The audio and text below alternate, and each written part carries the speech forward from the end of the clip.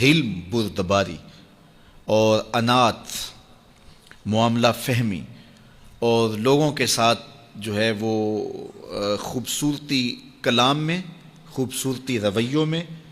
اور خوبصورتی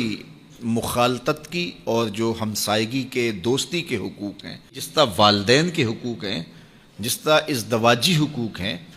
جس طرح آپ کے ہمسایوں کے حقوق ہیں، اس طرح آپ کی دوستیوں کے بھی حقوق ہیں۔ اپنی لہجوں کو نرم رکھیں، ان میں تلخی نہ آئے، سب و شتم سے منع کیا گیا ہے،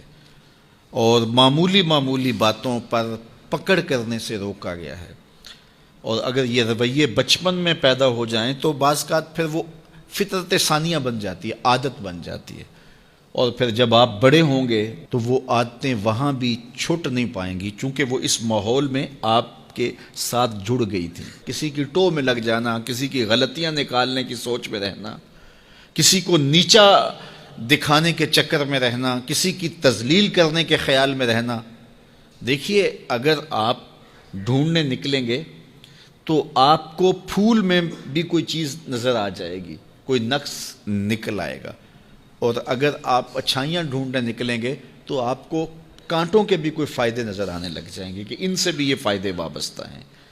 اس لیے آپ اچھائیاں ڈھونڈیے۔ وہ ایک صاحب تھے تو وہ کہتے میں ایک بزرگ کے پاس گیا ملنے کے لیے،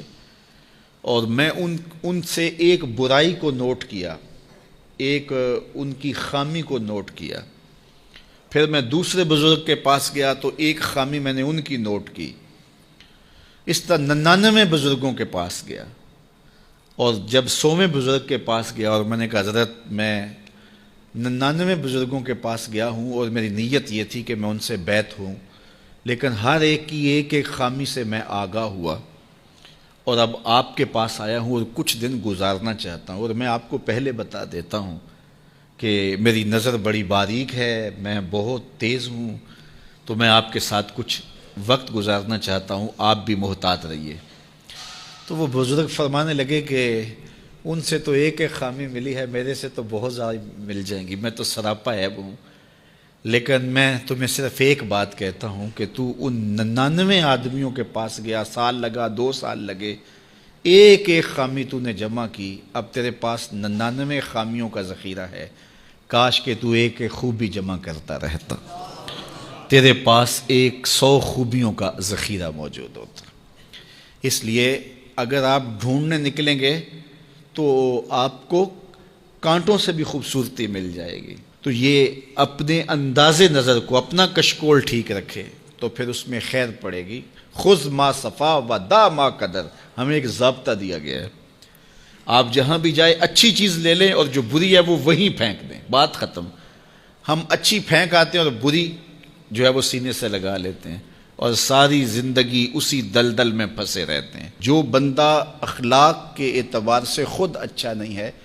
تو وہ زیرو ہے، کچھ بھی نہیں ہے، کیونکہ یہ ایک لازمی چیز ہے کہ ہم جس منصب پہ بھی ہوں گے ساتھ حسن خلق جڑا ہوا ہوگا۔ دودھ اندر جے کھانڈ لائیے مزہ ہو جاوے دونا، تو پھر سواد آ جائے گا، لطف آ جائے گا۔ لیکن اگر دودھ بھی ہو تو اس میں بدخلقی کی کڑواہٹ ڈال دی جائے تو پھر آپ ڈاکٹر ہیں، آپ محدث ہیں، آپ مدقق ہیں، آپ مفکر ہیں، آپ مفتی شہر ہیں، آپ علامہ ہیں، آپ پیر طریقت ہیں، آپ شوہر ہیں، آپ باپ ہیں، جو کچھ بھی ہیں، لیکن یہ سب کے ساتھ بدخلقی کی کڑواہٹ اور تلخی شامل ہو گئی تو آپ کا سارا منصب ضائع ہو گیا۔ تو بنیاد کیا ہے؟ آپ کا خلق اچھا ہونا چاہیے، آپ کے لب میٹھے ہونے چاہیے۔ تو میٹھے بول بولو، لہجوں میں جمال پیدا کرو، رویوں میں تلخی نہ آنے دو، خوبصورتی پیدا کرو، اور اپنے انداز زندگی کو مرتب کرو، خلق خدا کے ساتھ اچھے رویے رکھو، بالخصوص اپنی دوستیوں میں ایک اچھے دوست بن کے ابھرو، اور اپنے کلاس فیلوز کے اندر ایک اچھے کلاس فیلو کے روپ کے اندر آگے آؤ۔ پیر کے دن آنے والو، جمعہ کے دن آنے والو، تم بھی جب یہاں سے جاؤ تو تمہارا انداز جو ہے وہ مٹھاس سے بھرا ہوا ہو، تمہارے لفظوں سے کھانڈ نکل رہی ہو، شکر ٹپک رہی ہو تمہارے حرفوں سے،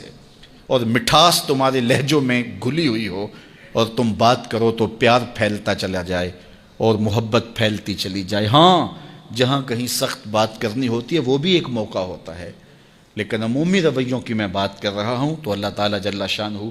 ہم سب کو توفیق عطا فرمائے، اور جو کہا جا رہا ہے اس کو سمجھنے کی، روحوں میں اتارنے کی، عمل کا حصہ بنانے کی توفیق عطا فرمائے۔